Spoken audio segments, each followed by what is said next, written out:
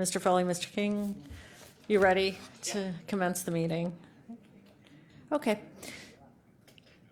Nobody wants to. Okay, so we're here today for Education, Environment, and Sustainability meeting, Wednesday, May 17th, 2017. Can we have the meeting called to order, Madam Clerk? Calling the roll, Ms. Simon. Here. Ms. Brown. Here. Mr. Jones. Here. Mr. Schron. Mr. Schron is absent. Mr. Brady. Here.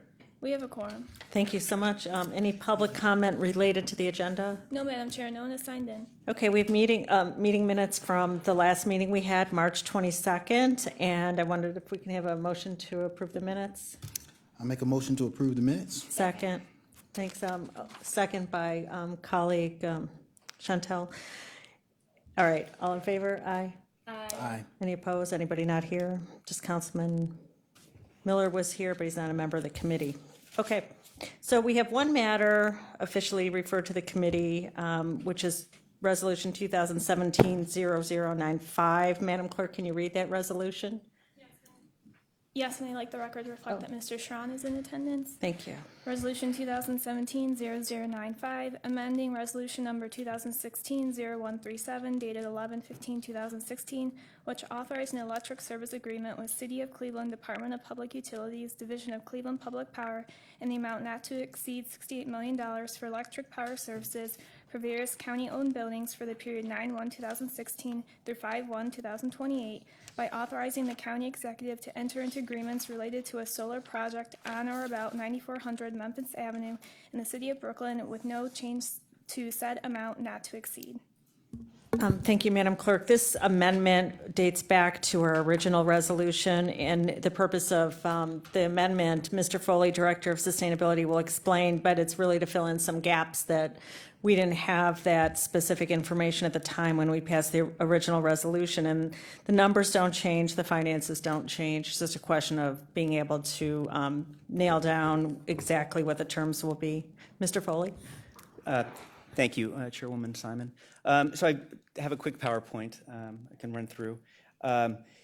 You're right. So when we came to Council in November, we had kind of an overarching kind of theory of how we were going to proceed in terms of electricity procurement for 17 buildings that the county owns and operates. That would include, see if we can pull this up. Would include wind power from the LEEDCO project, the Project Icebreaker, and would also include power from solar panels that we're going to be developing on a landfill. The initial contract term is for 10 years, $68 million. There's an expectation probably makes that the contract will extend farther into the future. Makes financial sense for everybody involved, to be honest with you. It'll provide power to 17 buildings. The power would come from these three main sources: the Icebreaker, offshore wind, general pool power from Cleveland Public Power, and then the CURP solar. CURP stands for Cleveland Urban Renewable Power One. So 15,000 solar panels that we'll be helping to develop on a landfill in the city of Brooklyn. At the time, I should say that when we originally did the modeling out of how much this would cost or save us, we estimated it would save us about $2.3 million over 25 years.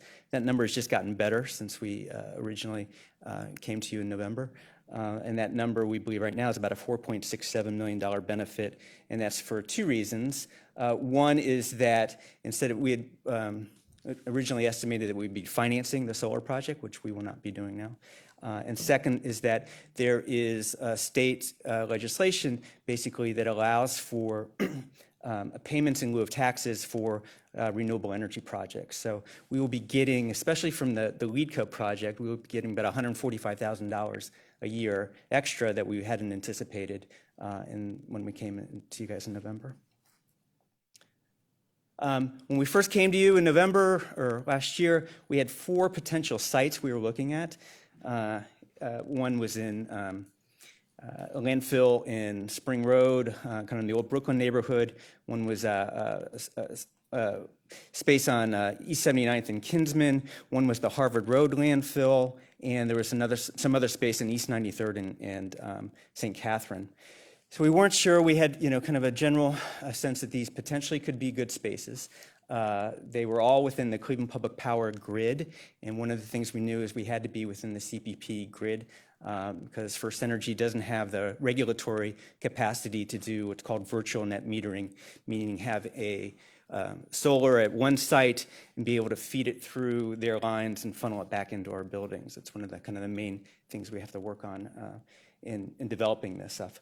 So as we work through the kind of logistics and metrics to kind of figure out what was the best site, we kind of developed, kind of put together this metrics, what is the location in a place that is within the CPP territory? Is there enough acreage or size to accompany enough solar panels to do what we wanted to do? What's the site condition like? How is the environmental aspect of the site? And what are the ownership issues?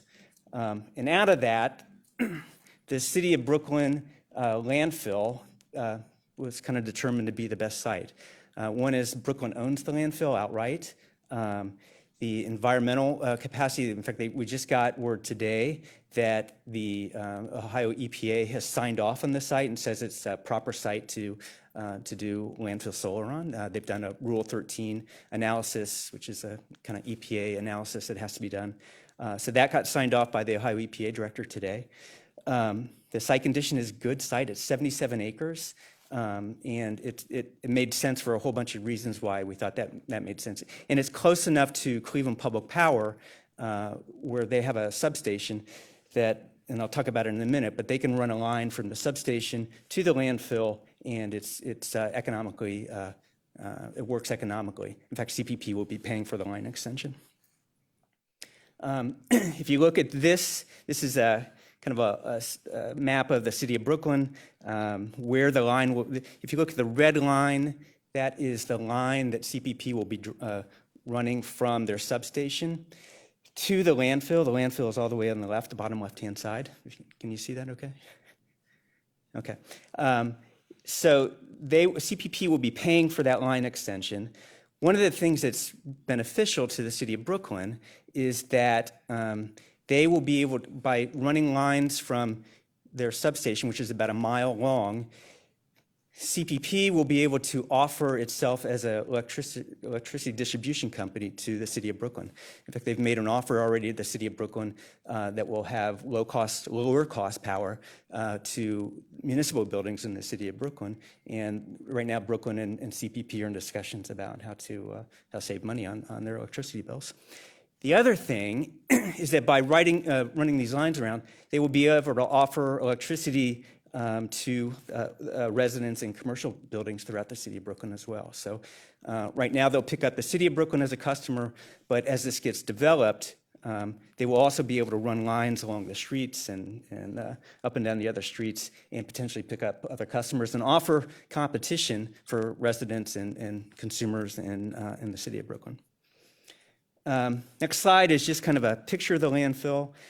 We're doing 4 megawatts. Theoretically, we could do up to almost 12 megawatts, but right now we only have space for, we only have a customer base, us, meaning the county, for 4 megawatts. But as this gets developed and as we kind of think about, other potential off-takers of power, the site has a lot of other space that you could increase and put more solar panels on. By the way, the 4 megawatts is about 15,000 solar panels, so just for context, I guess. So when we came to you in November, we kind of had a general outline. We had CURP here, who was going to be the solar developer. They're a single or special purpose entity. We didn't have all the details about how the financing and how the where the site was going to be. So that's why we're back today, is just to update the resolution in order to specifically identify them. But the CURP is basically a special thing that was put together, entity that encompasses Enerlogics, which is an Ohio-based developer of clean energy products and projects, and Sustainable Capital Finance, which is a third-party tax equity investor. So one of the big things that we're getting out of this is that by working with an entity like this, the tax equity investor will be putting money into the project. They are probably be 20 to 25% of the total costs. They will, all they care about is the tax credit. We will have at the end of 6 years the ability to purchase the panels. There's an option for us to purchase the panels, and that'll be something we'll make a decision on in year 6. But we are prepaying for the power for a 10-year period, basically. And so the total project cost is about $8.8 million. The solar cost to us up front will be $6.7 million.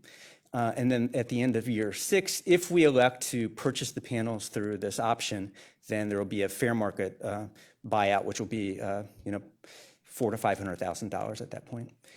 Over time, though, as I say, this is the this fits economically into how we want to. I think Executive Budish has talked consistently about, hey, we need to make sure this is economical, and this makes this project economical. Benefits for the city of Brooklyn, I think I've already talked about, but they allow CPP comes in as an additional provider of electricity, cheaper power for their city buildings.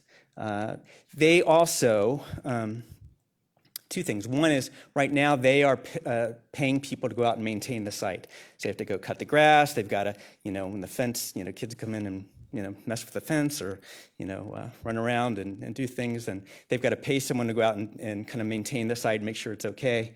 The way this is set up is that there will be a lease of the land of the landfill, which will be about $18,000 for 20 years.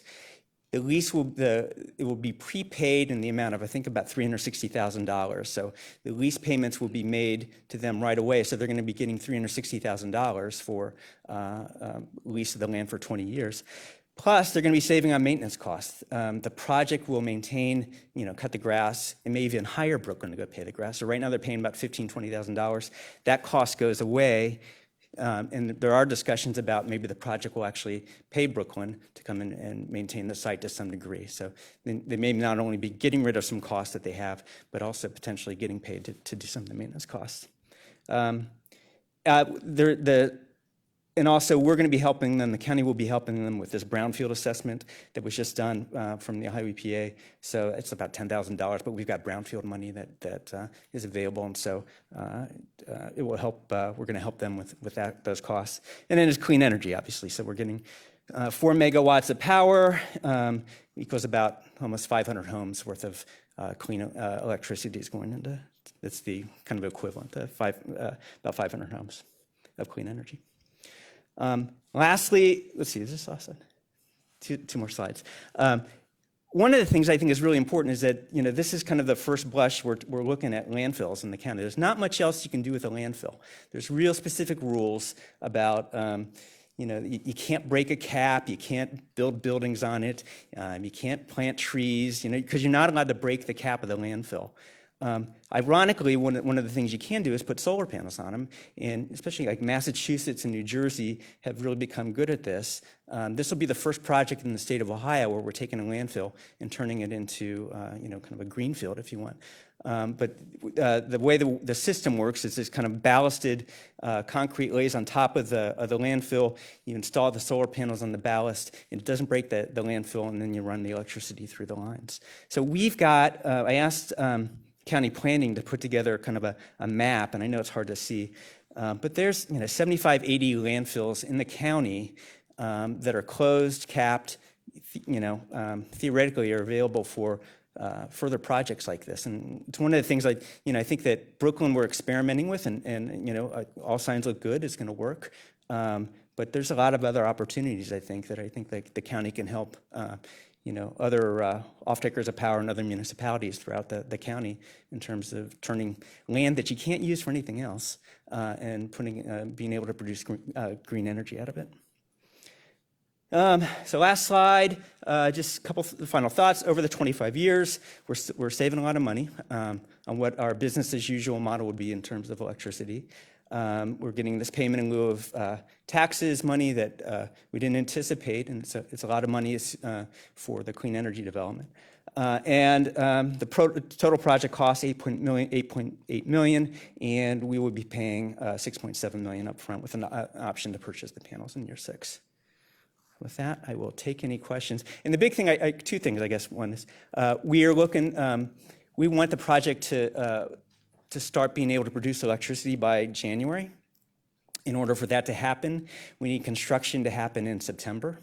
In order for construction to happen in September, we need to make money available to the project by early June. So it's one of the reasons why we're trying to get this in front of you now and asking for second reading suspension and pushing the project as soon as possible.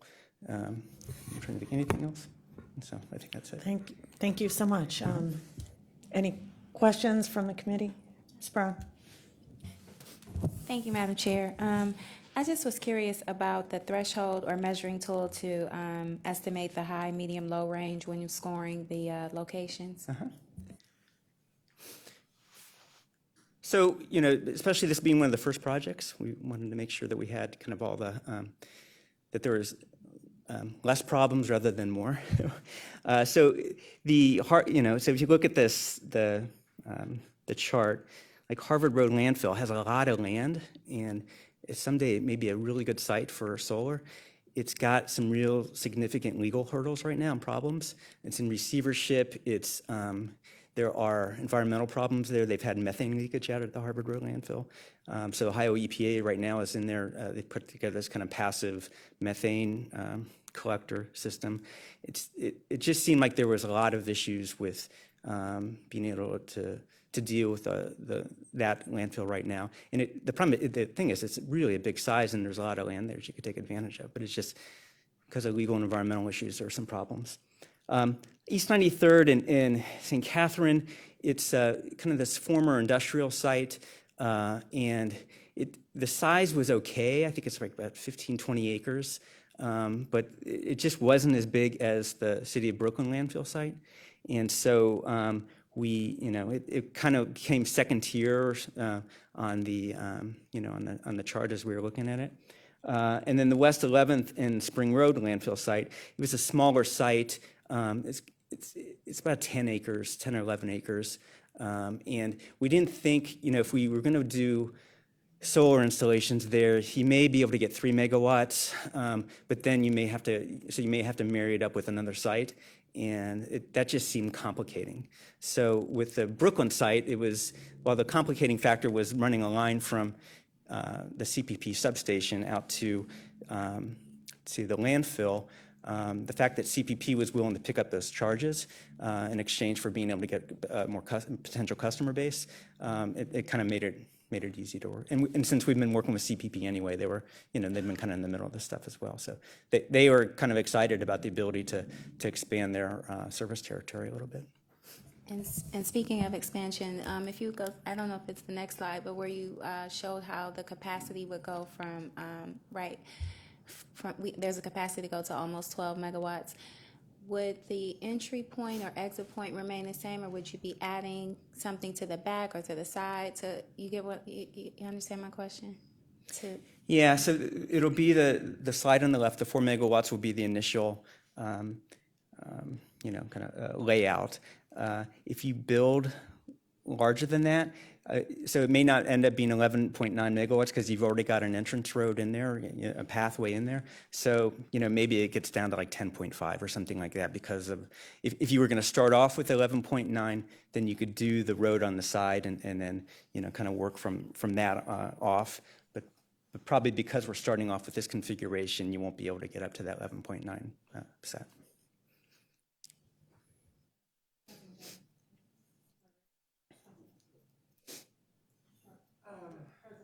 Okay, thank you. I thought that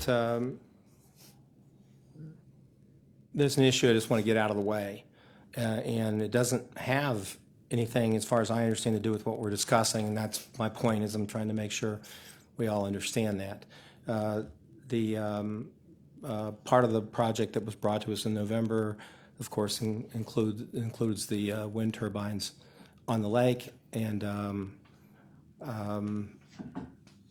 I understand that there's been some more work to do on that particular part of the project, but we're able to do this in spite of lack of progress on the wind turbines. You know where I'm going with this, Mike? Mr. O. Sorry, know you too well. You want to help us out with that? Yeah, Why- so the why contract we with, can do this and why it has nothing to do with the wind turbines. sure. So the overarching contract with CPP basically is that, again, we'll funnel the sources of electricity into our buildings through this virtual net metering policy. If the wind project, for whatever reason, doesn't happen, then it's just that slice of electricity doesn't come into our buildings, and it's made up through the pool power that Cleveland Public Power has provided. In terms of the LeadCo project, they had submitted an application to the state agency, and I forget which one it was. And I talked to them last week, and they're confident that they didn't include some documents, and they've talked to the state, and they're going to supplement their filing with the state, and I'll let them explain it better than I can. But they feel that they're confident that they'll get approval from the state for the project. I'm assuming that's the issue you're talking about. Okay. And they're still trying, just so there's clear, no problem. Okay, go ahead. I'm sorry. so they're still trying to sell power, by the way. So they've sold about 65% of the power. Okay. They've got other, people who they're talking to buy the rest of the power. So I talked to them last week, and they think by the end of the month, early June, they should have, the majority of much more than the 65% of power they have sold now. They've assured me that everything should be sold up by midsummer. All right. And they're you can talk to them about that. But. Sure. So there would be some irony if we ended up providing power to the city of Brooklyn. I don't know how far out in the future we're talking about for commercial and for the homes. But the reason that we're able to link up so easily is because you are actually, when you're at that substation, you are almost literally where Cleveland Public Power began. It was a small power station in the city of Brooklyn, which is now Old Brooklyn. And the city of Brooklyn, as we know it now, didn't exist. It's a post-war city. And the city of Cleveland in about 1905 annexed Old Brooklyn into the city of Cleveland, mostly just to get this power plant. And they worked through that. They also annexed part of Collinwood, the village of Collinwood, which also had a small power plant, and from those two sources built what is now over 100 years later, still the entity of Cleveland Public Power. So everything goes around, comes around, I guess. Sure. But I used to be the chairman of the Public Utilities Committee in the city of Cleveland, so I just have to share these things with you. And yeah, okay, well, that's what I'm here for.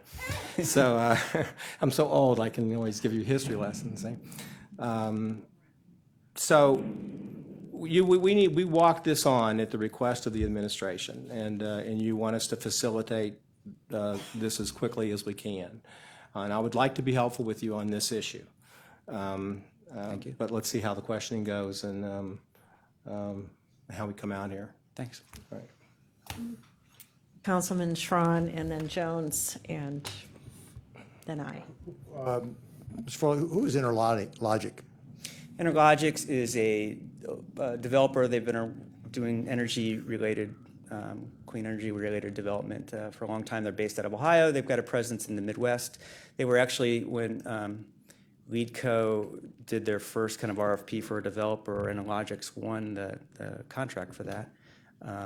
That's 10 years ago, right? So the LeadCo project's kind of gone all over the place. Where are they located? They're located out of Youngstown. There wasn't anybody local that we could be using that could be doing the work out of this area? Well, as this thing developed, we were working with the land bank. I don't know if you remember this, but the land bank was kind of the ones who came to us, who was working with McDonald Hopkins. McDonald Hopkins was working with Enerlogics.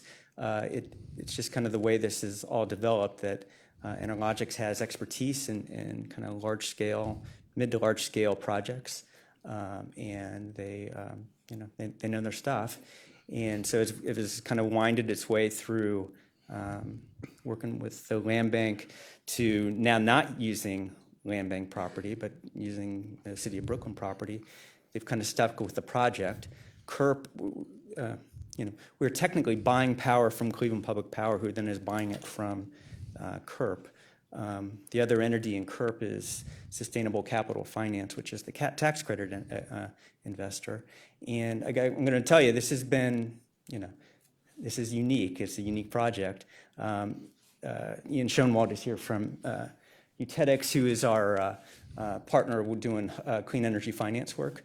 And it's been very difficult to find tax credit investors who will engage in a project like this because of a couple reasons. One, it's state law prohibits us from purchasing power for more than 10 years. And so we've had to kind of work through those dynamics. We're also working with it's kind of a third party, so we're working through Cleveland Public Power and CURP to get the power through this virtual net metering device. So there's been a lot of kind of mechanical, technical aspects that SCF and Enerlogics have really been willing to roll their sleeves up and help us kind of think through the financial mechanisms of. And this financing is coming again from out of state as opposed to a domestic in-state financer? Correct. And Nobody we've looked nobody can for. provide that to us that's local? Correct. We've scoured. I'm going to tell you this. We've done a lot of work in trying to find tax credit investors who just work in the energy sector. So this is taking advantage of the investor tax credit on clean energy production. And there's a bunch of them out there in the world. But SCF has been the one who's really been interested in looking at look, they want to get other work, no doubt about it. But they've really dug in their heels and been willing to kind of work outside it. Tax credit investors have little boxes that they have to check off, right? And this doesn't fit into any neat boxes. And they've been willing to look outside of those boxes to help us create a mechanism to finance this. They're the same folks that did the Cleveland Heights project just recently? No, they didn't have anything to do with the financing package? Okay. For some reason, I thought they were engaged in that too. SCF was not, right? Okay. It was that, all right. The panels themselves, where are they coming from? Well, it'll be bid out as soon as we get the revenue, the dollars available. CURP will bid out the scope of the project to people who will bid on it, who do this work. So we've tried to, one of the things we put into our requirements is they look as much as possible for local content. They've had discussions with First Solar out of Toledo. I don't know that they've had preliminary discussions with them about what their potential costs would be. They've had preliminary discussions with a bunch of solar providers. So we'll see what they come back with. But I'm just going to be upfront. The original or the kind of preliminary discussions they had with First Solar have been more expensive than other panel providers. So I'm hoping that there will be that they would come back in and bid on the project and kind of be within the confines of how much we want to spend for this. And they know what we want to spend. I don't know what it'll be yet, though. What's your guess that it's going to be Chinese versus domestic? My guess is right now it'll probably be Chinese, but That's what I thought. That bothers me that we're using our taxpayer money to buy Chinese manufactured products to put on what we consider to be this site. And what's the differential in price? maybe $1 million. Okay. Look, if it's a And couple you hundred just- thousand. You just showed us that we're going to save multiple millions of dollars of taxpayer money. This bothers me. It bothers me a lot that we're going to look to a Chinese product, Chinese manufacturing, as opposed to a domestic source. Right. Councilman, if you want to, we can have a discussion about expending more money from taxpayer sources and increasing the amount for the solar panels. I'm not opposed to that, but I think that's something that the collective political body needs to have. And I would make a hope that decision this on. body would actually respect that, because I would much rather support American manufacturers, American workers, American jobs than the Chinese jobs that you're looking to advocate for this. I'm not advocating for that, Councilman. I Well, want to be very clear about that. I'm not advocating Well, for that. advocating that that's the source that we're probably going to end up with. And well, it potentially is the source, and we'll see what ends up when the bidding goes out. Thank you. So are we contemplating at some point an amendment to have additional subsidies from the county to enable us to have a local supplier of panels? Is that what I'm hearing? I'm saying I will not support this measure if it's going to be using Chinese products to go on to a landfill that we're experimenting, we're developing, we're going to put forth the cost. Okay. And so Are you going to support an amendment to the contract to increase the allowance to enable us to get local suppliers then? I would, yes. Okay, so we can talk about such an amendment then. I would much prefer using a domestic source. And I think our voters who are actually voting to put this in place would rather see the savings that's being allocated to be going towards U.S. workers. Okay, we'll see what we could do. And unfortunately, though, you know, the federal and state government has restricted this industry in our state, so we don't have a lot of options because of the thresholds that were frozen by the legislature at the state, and all the business that was ready to come into the state really just stayed away. So it's kind of crippling to have an expansive market out there to be able to be competitive. And that's the situation we're in, unfortunately, as a state and maybe even federal government have enhanced the Chinese market, and we're at a disability now. But I'm open to doing what we can if council wants to look at subsidizing U.S. manufacturer, and better yet, Toledo, close our neighbor in Ohio. So thank you. Madam Chair, I'm not, the word subsidizing is saying I'm just looking to where we're going to allocate the savings that was shown on the slides, as opposed to utilizing that $4 million plus of savings, that we use that money to actually to employ and hire and buy panels from a domestic North American source. Thanks. Okay, we will. Mr. Jones. What was the dollar amount differential between the Chinese manufacturer and? Well, I don't want to.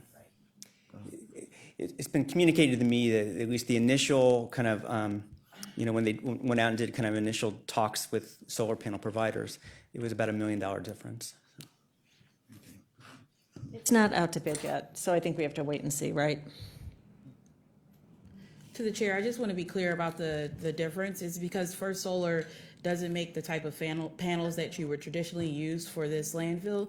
They actually make much smaller panels, and so because they make smaller panels, we'd have to buy more of them, and so that's why there's an increase in the cost. And so Mike and I, we both would prefer to use a U.S. manufacturer, but we just don't have the budget for that right now. But we'd appreciate extra support for it. Okay, so we'll look at that with Mr. Sharon to see what's, and if we had to buy, they make smaller ones, is that the problem? And do we need more land, or the same amount of land to put it, we have a lot of It'll be the land. same, right? What? Need the same land. Same we land, would just, need it's just a density, okay. I don't have any questions, I'm just, really pleased that with this very, very complex project, you were able to put pieces together to be a leader in the state and perhaps open up a whole new area of green energy and manufacturing and business opportunity. I mean, so we're going to have local workers on this though, right? Yeah, correct. I'm sorry. Madam Chairman, yes, correct. We have, it'll be, they can't bring anyone from out of state to do this. And there's enough installers locally who can do the work that that's not the issue. And the racking system will most likely come from the Cincinnati area. There's only kind of developer of racking systems is out of Cincinnati, kind of in the state-based.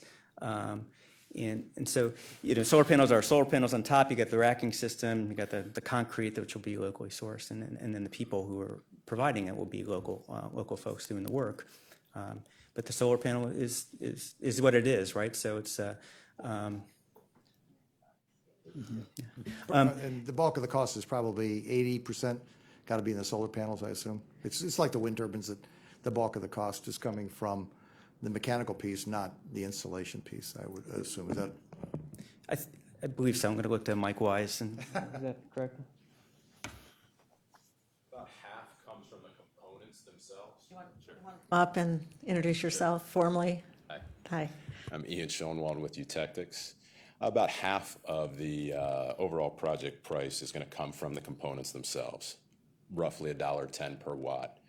Of that, I'd say about 60-ish cents, 70 cents, is going to come from the panel price itself. Remainder from racking, wiring, and inverters. Thanks, Ian. So just to follow up on Council President's question about the LEEDCO project, I think initially we needed to have the solar component to enable that project to work. Is that right? The costs of the solar offset the costs for Right. the wind. Our participation in LEEDCO. So if that doesn't go forward, that would be ironic that we have a freestanding solar panel place Right, without the and wind. provide opportunity for the city in our county. Yeah. Okay. I just do want to add this because Ian gave it to me beforehand. But so just so you know that when we did the estimate of what we're paying for right now in terms of electricity prices all across all our 17 buildings, and last time we did this was in 2015, and I haven't gone back and checked in 2016. It was like 9.4 cents a kilowatt hour, and I know 2016 is higher than that. I guess around 10 cents is my memory. But just on the solar over the 25-year period, since we're prepaying for this stuff, it'll be kind of an annualized or average cost of about 8.7 cents per kilowatt hour for the solar. So it really is a good investment on the county's behalf. We're saving energy costs, and obviously we're doing economic development and producing clean energy. So we think it makes some sense. I appreciate it. Okay, Councilman Jones? Thank you. And Mike, we had that conversation back in last November, so I kind of need to be refreshed. To Councilman Brady's point, what is the challenge with the wind that we're facing? What is that, the root of the uncertainty? Well, it's expensive. It's more expensive power. That's why the solar makes sense, because it offsets the cost of the. It's a pilot project. It'll be the first offshore freshwater wind development in the world, right? So there's different dynamics that go into, offshore wind on freshwater versus saltwater, and there's a lot of saltwater, kind of oceanic wind farms that have been existed, but there's just different dynamics. So this is the first time this will be happening. It's this pilot project will, no doubt, it'll be more expensive. It will also be, we've got this DOE grant for $40 million. In fact, it's about $51 million now, I'm sorry, that's come into the project. It will provide a lot of jobs locally. So one of the things about the wind turbine is the foundations for these things are the most expensive costs. It's about 15% of the total project cost. It's a $120 million project, by the way.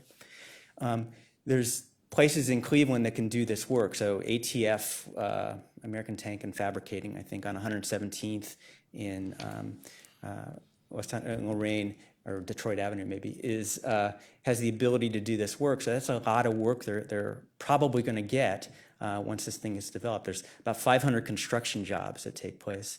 And the idea is that if we can get this thing, so we make the test, right, and then the test works, and these wind turbines are producing electricity, then it makes it easier for the next set of, instead of 6, maybe there's 25, and another 40, another 70 down the road, where the costs of testing this out have already been solved, right? So a lot of the logistical, mechanical, engineering problems have been solved through this pilot project. So the uncertainty is not in the ability to construct, but more in what the cost will be once it has been constructed? Yeah, so this $120 million project, right, we're taking some portion, 8.6% of the electricity is coming through into our buildings, right? Those costs are what they are, right? It'll be proven the case that this is feasible, that mechanically and engineering wise, environmentally, it all works. Everyone thinks that it will. Then it proves the case, and that hopefully there's more investment and development later on down the future. But you got to prove the case first, especially in freshwater wind. freshwater, freshwater wind. Is there an opportunity for further expansion, not just in the wind, but on the solar panels? On the solar panels, yeah, this is, if we get this right, and I think we will, we've got some smart people who are working on it. And as I say, there are, 75, 80 potential, landfill sites. I was joking with Chanel. Chanel and I went and did a historic landfill tour of Cuyahoga County Day one day last year, just kind of looking at landfills. There's a lot of landfills out there that you can't do anything else with. So it's a real potential to take land that you can't do anything else with and produce energy out of. Yeah, 'cause I certainly would be interested in further expansion. I probably remember what I wanted to hear, but I thought St. Catherine one was a little higher on the list at the time. East 93rd St. Catherine. So if there's any future, We'll get this first phase done, expansion, and maybe we'll come back and look at it. So. Okay. Okay. Last question. I was given some assurances around community benefits, economic inclusion at our last presentation last fall. Can you speak to that? Are we still on track? What more can you tell me? Yeah, so with the LEEDCO project, it's embedded in the project. With the solar project, we've embedded that with the developers. So when they do procurement for labor and they're using our standards, basically, the county standards in terms of hiring people and engaging a workforce that's diverse and from Cleveland, from the area. So the conversation was around some minority contractors. Chanel. Yes, to the chair, to Councilman Jones, there actually have been a few things that have happened since our conversation. There was a 7-week contractor training that the county actually hosted out in the Public Works building, where minority contractors came together for 7 weeks to learn about the multitude of renewable clean energy projects that we're working on from the Sustainability Office and that are just happening across the region. And those contractors participating in that contractor academy gets them, a step ahead when it comes to bids on LEEDCO and also the solar project. Also, there was a matchmaking. When did that take place? Oh my goodness, I don't have the dates in front of me, but it was a few months ago. And those contractors actually receive a year-long technical assistance from our partner, Emerald Cities Collaborative. So if those contractors see an RFP or a bid and they have questions about, answering that bid, Emerald Cities would assist them in doing that. Do you have a rough number of about how many? There were about 20 contractors that participated in that session, and banks came and talked about access to capital and bonding, and the county's Department of Procurement participated as well, as far as how do you answer or respond to a county bid. The other thing that occurred, which was I think in December, there was a matchmaking event that was held by LEEDCO, where contractors came out to learn about the project and the different sorts of RFPs that will be issued. Of course, more engagement will happen as we get closer to LEEDCO selling more power, but that's something that we're all staying abreast of and keeping contractors engaged in the process. Okay, thank you. You're welcome. Mr. Strong? Thank you, Madam Chair. I don't know if you're aware of Talon products here in town. Talon makes racking systems, and they're manufactured right in Cleveland. So you might want to look at Talon. They're right in the lovely area of Collinwood, that was just mentioned here a few minutes ago. So Okay. who is Emerald City? Is that I keep hearing that name. What is that? Emerald Cities is a local nonprofit. Chanel actually used to be the executive director of Emerald Cities before Okay. she came to the county. Okay, that's and they do clean energy work and trying to make sure that there's a diverse kind of group of folks who are working in clean energy production. So. I thought when we were going to be the last piece of the power to be buying the wind turbine power. I thought we were the ones that we were pushing it over the top when you came here. I didn't realize that we've gone from 90, and we were going to put it to 100%, have slipped back to 65% utilization. Have other players stepped out of the picture? Must be. Was that correct that we were going to be the last or one of the last pieces to get it to 100% of the There was a consumption? problem with NOPEC. So NOPEC was going to be an off-taker for 30% of it, roughly. And there was, as they kind of work through the NOPEC parameters and rules, it didn't mesh. And so NOPEC is not going to be an off-taker of power. So Lead Co's working, they've hired a guy who's just working, that's all he's doing is working on off-taking, funding the other sources of electricity. We were needed in order to get the DOE approval. So that was important that the county came in. So you got a threshold of at least 60% of the power taken before DOE would say, hey, you guys are an eligible project for that money. Okay, so we're the last piece of the 60%. Oh, no, all right, now I understand. For some reason, I was thinking we'd be the last piece of the 100%, but we're not. The power, as I recall, off the wind turbine was originally in the 20 cents. Then it dropped a little bit, and our net was going to be about a 9.5. I thought we were going to come in at a blended rate of about 9.5 for our contract by buying this 10-year commitment. Yeah, so the blended rate, and Ian, if you remember this, but the wind slices, we modeled at about 15 cents, a little bit more. Yeah, it came down, went from 20, then I got to 15, and Right. I thought the blended rate came in just a little under 10. Of all three, the solar, the sub, and My memory is that is somewhat correct. I think it was like 9.4 is what we thought it was going to be. so now that right? we're bringing in, if wind goes away, the high piece of the wind cost goes away, do we get a better blended rate if we're providing, I mean, for all intents and purposes, we're the energy provider now to CPP. It's not that For a small slice of their, yeah. Well, Yeah. for For our buildings, basically. For our buildings, yeah, Right, we're yes, a right. big slice of our own buildings. Correct. So it seems to me we're in a pretty good negotiating place to get even a better rate if all we have is buying off the grid and solar. So it just, and I'm a big fan of using renewable if we can, if it makes sense financially. So it just seems to me our rate should get lower than what it is if wind goes away. Our rate will get lower, yeah. So- Okay, all right, thank So you. that, Oh, no, roughly I- 15% of power coming from the wind will now be taken up by the pool power, which is less expensive than the wind Yeah, the right. slice. So our rate does get lower. Okay, thank you. Yeah.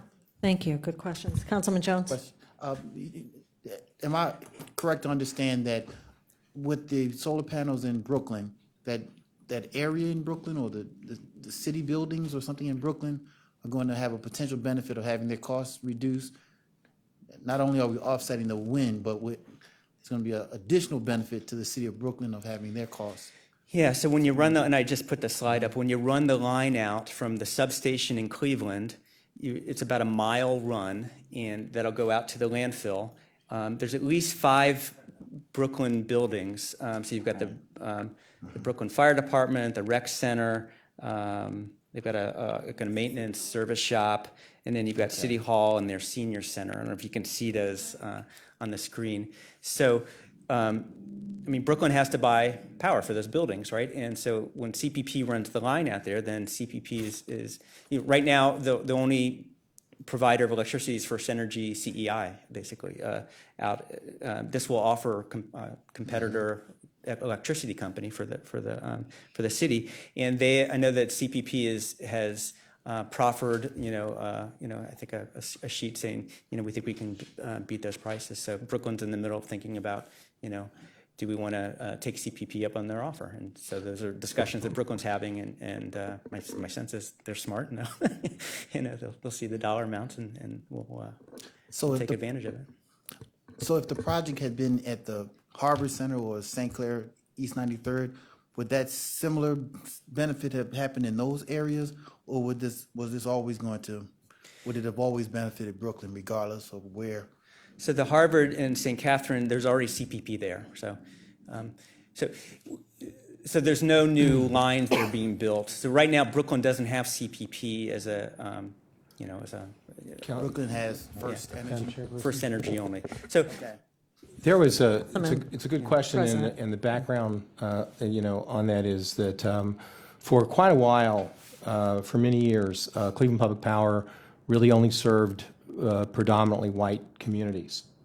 In the 1980s and into the late 80s and early 90s, some of us that were on city council worked together with the leadership of the city council at that time to expand the system into the black community in a very deliberate way, so that almost all the expansion that we did was into the black community. It had been a source of friction that was used in the wars between CEI and Cleveland Public Power going back to the 60s and 70s. The race issue was always an issue. So what we were trying to do, besides wanting to expand the system, was to get rid of the race issue as something that we ended up finding ourselves on different sides of as people tried to represent their constituents.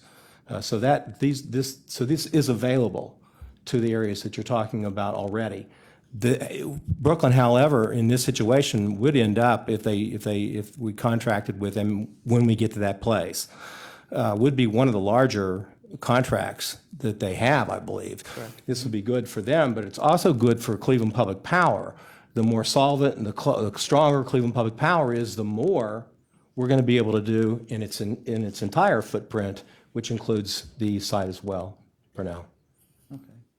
And if I could just add, Cleveland's I'm still trying to figure this out, but as I've heard, Cleveland is one of the only cities in the country where you've got actually a municipal power company like Cleveland Public Power and an investor-owned utility like First Energy /CEI that have lines running through the neighborhoods and the streets of the geography of the city. So, I think this would actually add Brooklyn as one of the, a new place where you've got competing electric distribution companies, which helps the city of Brooklyn.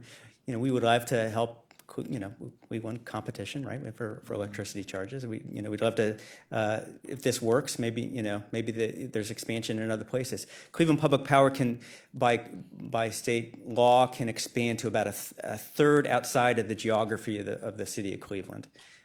So right now they're in about 2/3 of the city of Cleveland, I think from about west, 98th maybe, over to Out the to east. 130th, because that's how you get to the black community at 100, between 130th and 117th Street. Right. And that was part of the discussion over 20 years ago. So it's as I said, we think it's a good thing that, one is we're in this unique situation where we've got a municipal utility that is interested in kind of doing some expansion outside of the traditional service base. And it also helps lower costs for a municipality that, hasn't got most cities in the state have lost a lot of revenue, as we all know, from state budget cuts and other sources. So this helps reduce their costs. So I'm thinking if I got the answer to my question. You did or Question didn't? was if it was in one of the other locations, would it have benefited the areas around the solar panels? Are they physically built in a way that it benefits just It only the benefits surrounding Brooklyn area? because it doesn't already have public power. Right. Correct. It only St. Catherine benefits already them in a has different it, way, so, right, but Council President. They're introducing competition to Old Brooklyn, and CPP's already in St. Catherine. It's already there, so that aspect isn't going to. Yeah. I'm sorry, it wasn't clear. ended up somewhere else if there hadn't been such a concentration of Cleveland Public Power right on the edge of Brooklyn for all these years. Right. It's to run a line out from the substation in Cleveland out to Brooklyn. It's going to be about $200,000, I think. So, and CPP is willing to pick that up because they potentially can get cut the base. And this is Okay, Mike Wise, Mr. who's Wise, hi. Councilman, I'm with Interlogics. I love the East 93rd site. And there are actually some businesses nearby that aren't using CPP right now. They're on First Energy.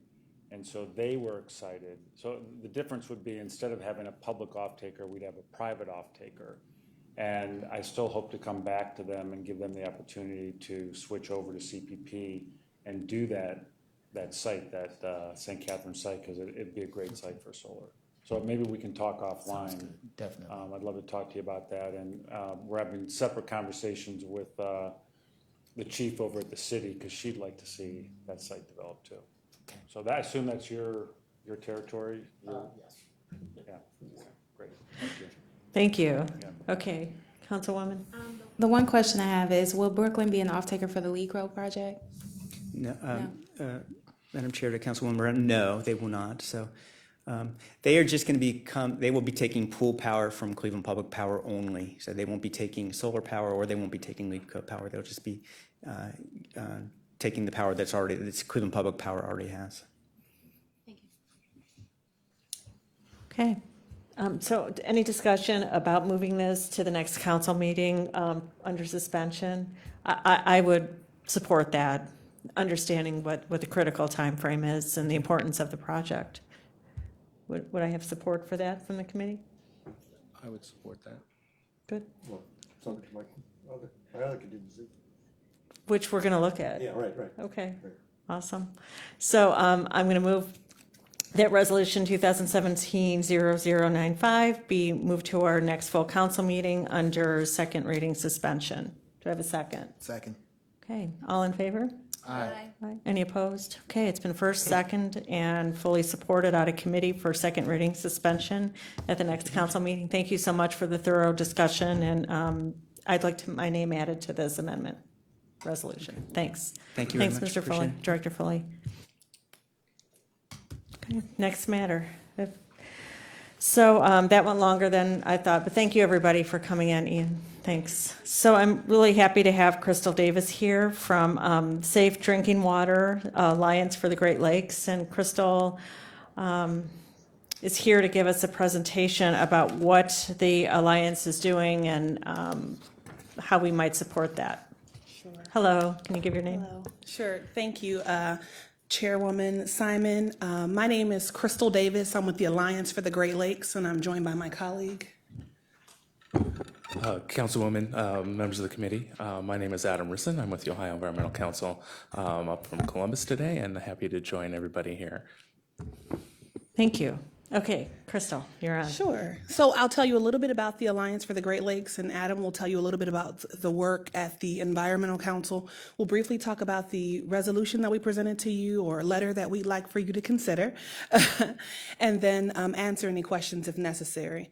The Alliance for the Great Lakes is the largest and oldest organization that's 100% dedicated to the Great Lakes. We're based in Chicago, with offices throughout the Great Lakes states, 5 different satellite offices. Our Ohio office was just established last year. I run that office, and we're based here in Cleveland. We work on a number of different issues. One is education. We have an MOU with CMSD schools where we train teachers to use our curriculum to teach students about the Great Lakes and provide outdoor opportunities for them. We have a stewardship program called the Adopt a Beach program, where we actually have teams of volunteers that go out and clean up the beaches, and really large teams here in Cleveland.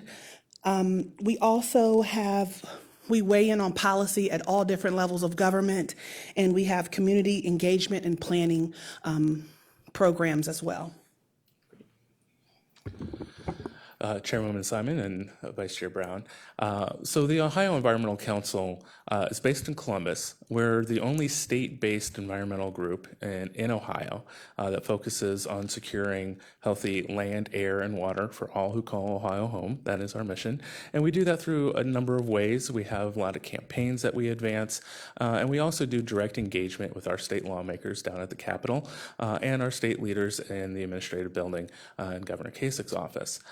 So the request that we have before the committee today is to seek support for specific changes in the Ohio Administrative Code and Revised Code that would do what we feel a very good job of addressing the kind of pollution that drives toxic algae in Western Lake Erie that makes its way over to the Central Basin and causes so many problems for beachgoers and the image of the lake, which affects the $14.1 billion recreation and tourism industry in the counties along the lake.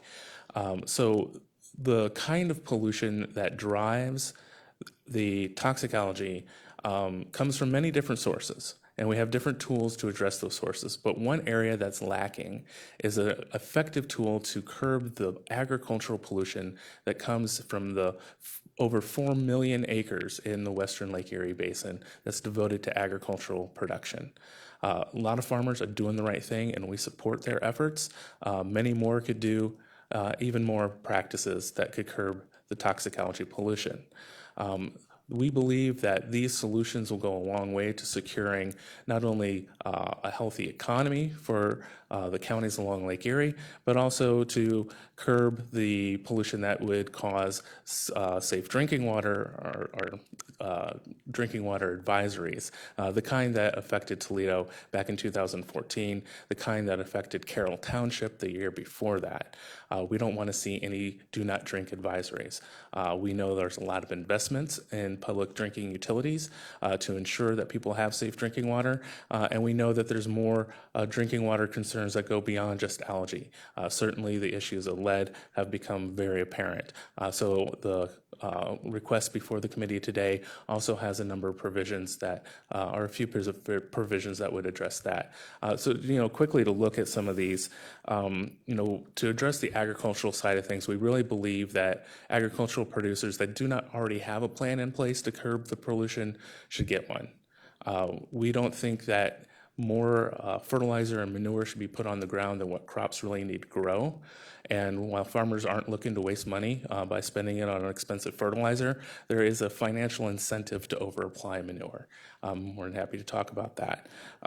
We are not interested in paper tigers or laws that are on the books but not enforced. So we believe that more provisions to improve compliance and enforcement through inspections is going to be necessary.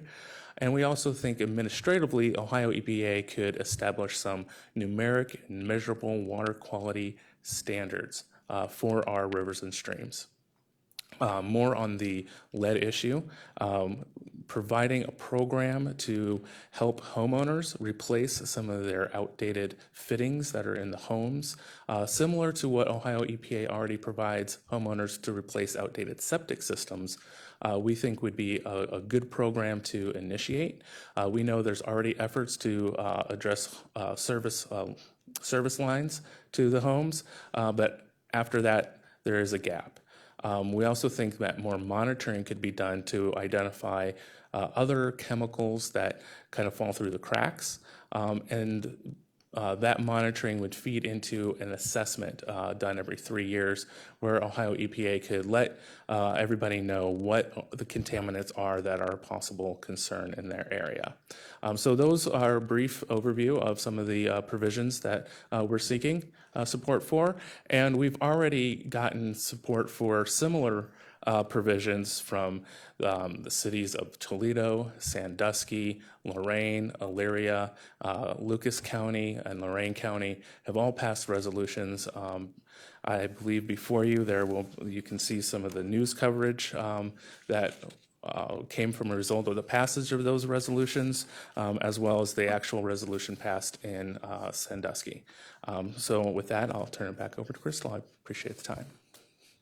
Just really briefly, I just wanted to say, both of our organizations have a legacy of working on environmental issues. And in recent years, with the Toledo water crisis and the Flint water crisis, it's been more apparent than ever that we need to focus on drinking water. This is the issue that connects urban communities with the Great Lakes. A lot of times you talk about folks and you ask them, how do you feel about the Great Lakes? And they say, well, I'm not a boater. And they don't really make the connection between what goes on in their everyday household and the Great Lakes. And so drinking water is that unifier. It's an issue that transcends political affiliation. And in this contentious political climate, this is an issue that we're happy to work on at all levels of government. We've had a lot of people that can come together from various industries and sectors to speak with a unified voice on this issue. So we appreciate your favorable consideration. Okay. Council has a rule against a plethora of resolutions, but what we can provide at least today is a letter that it's been signed by the committee that I'm going to give you a copy of, which supports your initiative in this format, and we'll, talk more about, why resolutions can't come out of this committee alone. If we can, we'll do it, but at least for now, you have this letter. Are there any questions from committee members? Councilman Jones and Brown? And Sharon? I could use another history lesson. I think it was back in was it the 70s or the last time we cleaned Lake Erie for $1 billion? Is that right? Or it was the last time they were dealing with the algae bloom? 70s, did you say? Was it the 70s? I don't know. I'm asking. Toledo, at least, you could speak to the ongoing issue of cleaning Lake Erie and last year. Madam Chair and Councilmember Jones, the 1970s saw algae being a perennial problem in the lake. Through that and a number of other pollution events was born the Clean Water Act. And we were able to clean up the lake through the tools that the Clean Water Act provided back then. As to cost, with adjusted for inflation, honestly, I would have to go back and do some more research on that. The cost today would probably be eye-popping, I would suspect. But the tools that provided agencies and cities back in the 70s through the Clean Water Act really was able to tamp down on the kind of pollution that drove the algae during that time. Those tools, unfortunately, aren't as effective in addressing some of the runoff pollution that occurs from agricultural sources. It's left up to the states to figure out how to crack that nut. Okay, so we're now back at the point where it needs to be cleaned again, or was it cleaned last year, Jackson? Oh. It was a problem last year, all right. Blooms emerged in the Western Basin. It's the most shallow, right? So that's where these algae blooms will flourish, but there's threat also that they'll penetrate and come into our system. But I'm not the expert on blooms, but it's an ongoing issue to continue to try to get the funding for the Great Lakes to pursue keeping it clean. And we have threats of the CURP and so much coming out of the federal government now with their budget, which impacts everything we do at our lake. So it's not it's not ever a problem that's resolved. It has to be a continuous effort. And how we change our lifestyle here in the agricultural and here. We have an emergency. Yeah. We have an emergency situation, even though we've been living with all this for quite a long time. In the last couple of years, I'm not the expert either, but I understand that we may be in a situation very soon where the city of Toledo can't sell the water from the lake. It won't be allowed to use the water from its intake valves to provide water for Toledo. How close is that to being true from your point of view? Madam Chair and Councilmember Brady, I would say that Toledo has done actually an excellent job of putting the investment. I wasn't blaming Toledo. I'm just No, certainly, but they have done a lot to ensure that area residents have safe drinking water by investing in their drinking water plant to make sure that they have the technology in place to provide safe and clean drinking water, at least in terms of what toxins come from the algae that's in the lake. That algal bloom, as it's sometimes referred to, is a perennial threat, and it's really driven by the amount of rain that comes in late spring and early summer. So in many ways, we are at the mercy of Mother Nature and the amount of rainfall that comes during these crucial months that we are entering in now.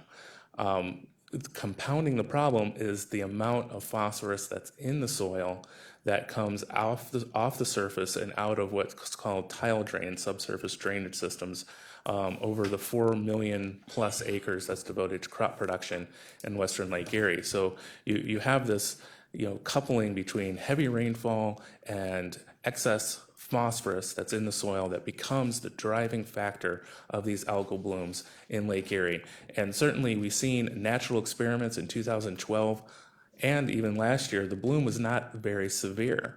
But conversely, 2011 saw the largest algal bloom on record, and then that was broken in 2015 because of the late June and early July rains. We just have to look at the forecast to see what this year is going to bring. Already, the agency that tracks the severity of the blooms and tries to predict them, NOAA, has shown that we may be on track for a 2011 bloom, or we may be on track for a 2016 bloom. We just have to look at the forecast. Now, you remember when we were, all of us almost, were at Cleveland State after we were first elected, before he took office, 100 years ago, right? That we were given a presentation about the problem of algae on Lake Erie as one of the many presentations that we were given as we were getting ready to come in. One thing I don't think has been lost here, but it can't be lost here, is the tragic thing here is, like, first of all, these are some of the largest freshwater, system in the world, the Great Lakes. And in this situation, yes, we have some Mother Nature issues, as you say, but we know that the problem that we can control is the runoff from the chemicals from the agricultural businesses south of Detroit out in that area. And it's the lack of the state and the federal government are being able to enforce environmental laws in a way that is nearly criminal as far as I'm concerned, because we do have a problem we can point to. This isn't a debate like some people might have over other environmental issues. This is a fact that this stuff coming off of the chemicals coming off of these corporate farms. Don't imagine somebody with 2 horses and a cow. These are large agribusinesses, and they completely could care less about the fact that they're poisoning, one of the great freshwater systems in the world, and that's something that people can do something about. We don't generally think resolutions go very far, and part of it is just that we're asked to do so many of them that we would end up, debating these issues endlessly. But that shouldn't be seen as us not caring about the issue or not trying to understand it. But as far as I'm concerned, that's the issue we can do, that we should be able to do something about as a state of Ohio. At That's least. bigger than the, like you say, just a small farmer or just locally, urban, in the cities where we put those chemicals to make our grass pretty and green. Is that a smaller, is the corporate entities In the more case significant problem? in the case of what goes into Lake Erie, we're talking about the agribusinesses. As far as chemicals and all of this sort of stuff, that's a much broader issue across the country. But And I don't mean in terms of issue, I mean in terms of impact in the lake. I'll let Which one somebody is else answer. bigger, or is it? Absolutely. Committee Chair Simon to Councilman Jones.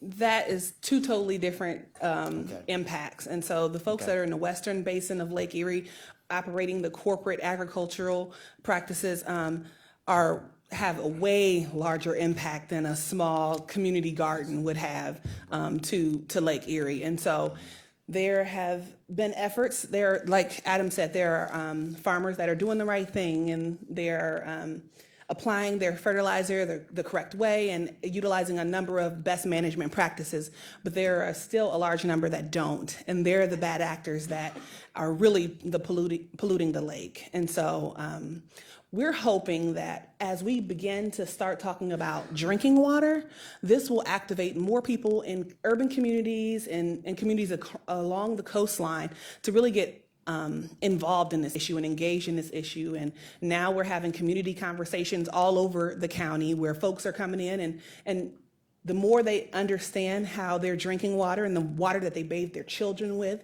is connected to Lake Erie, the more they want to get involved in these issues. And we hope that results in some change at the state and federal levels. So it is state and federal, not local level. They're regulated at the state and federal level.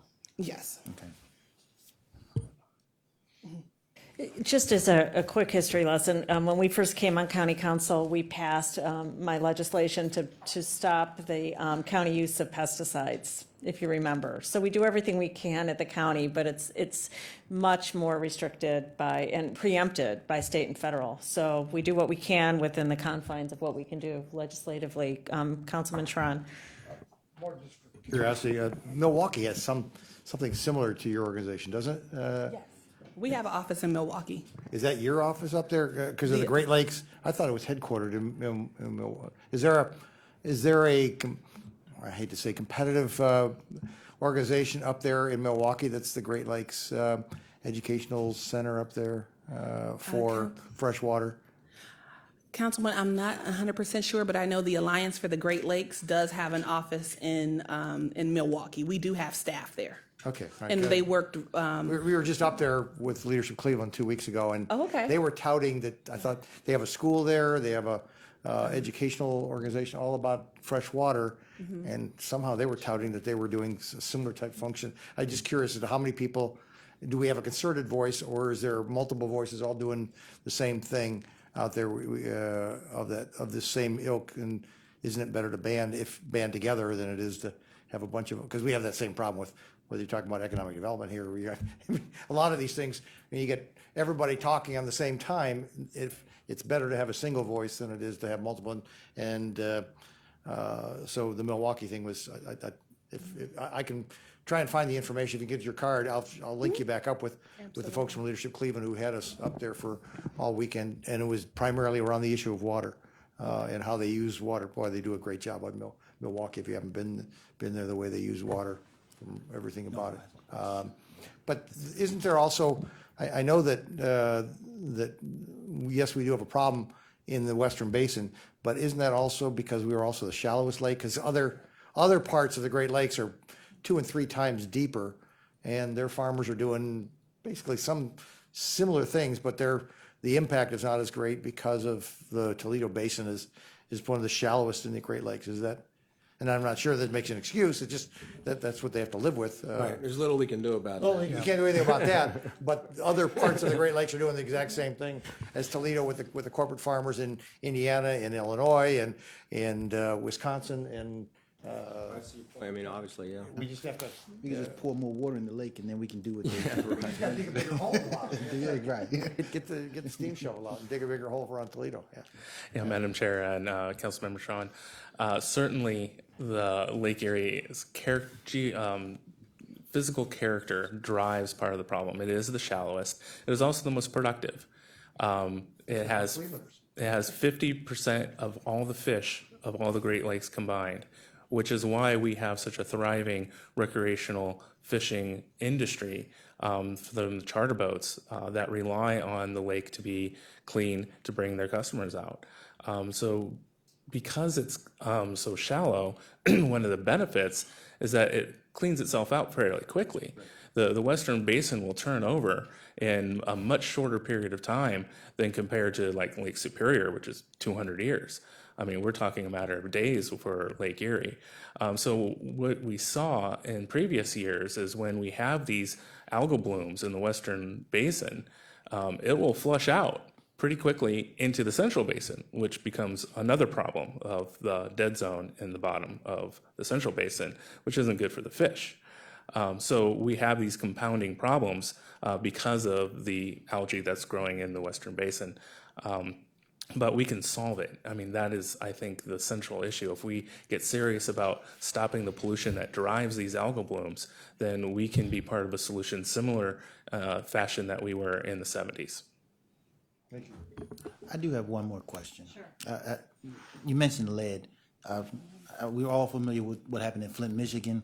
What I'm not familiar with what actually happened. What was it, a plumbing issue, and my question is, could it happen? Can you explain what happened, and what is the potential of it happening here?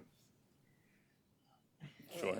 And I didn't ask So- you Madam Chair and Councilmember Jones, not to go too deep a dive here, but essentially what happened is the city of Flint had switched its water source. It started taking it from the creek, and they didn't put the additive in there that would have prevented the corrosion of the pipes that fed to people's homes. And that lack of anti-corrosive had caused the lead in the pipes to get dissolved into the water, which came out of people's faucets. Plain and simple, it was a change of drinking water source. Most cities will add this additive to make sure that pipes don't corrode. But we still have issues, even with that additive. In Sebring, Ohio, last year was a case in point where they were detecting elevated lead in schools. So, in an encouraging act, the State House lawmakers got together and passed House Bill 512. And they had said, we need to map out where these lead service lines are. And then just recently, Ohio EPA is proposing to establish a drinking water fund to help municipalities get low interest loans to replace those lead service lines. However, that doesn't address the lead fittings within homes that can also be a source of lead contamination in the water. So we really need to also provide some assistance to homeowners, especially because those costs are actually greater than they would be to replace lead service lines in cities. So this attitude was a city decision, and there's 59 cities here in Cuyahoga County. I'm not gonna go deep. I gotta do this because you won't, Okay, so we can come back, Council President and Councilman Jones, because you're going to hear from this committee that I am going to be sponsoring legislation to address the lead issue, which in Cuyahoga County is Okay, primarily thank you, paint. And, wait, don't leave. Okay, thank you. So we have your letter. What was so I just have one thing to say that since I have the privilege of being the chair, that really to get rid of these CAFOs, which is a concentrated animal feeding operation plants and all that, and I'll have a conversation with the Ohio Environmental Council. The key is to go plant-based. Then we don't have to worry about runoff, and we don't have to worry about what happens if we get rid of CAFOs and how that utilizes our land. And so I'm not going to get into that now, but we will have further discussions since I was preempted by my committee, which I'm thrilled with all these questions. And I guess there's a big game tonight. So thank you for coming. Any public comments? No, Madam Chair. I don't have miscellaneous business, except we'll come back with more time. And thank you very much. Thank you. Thanks, Steve. Good.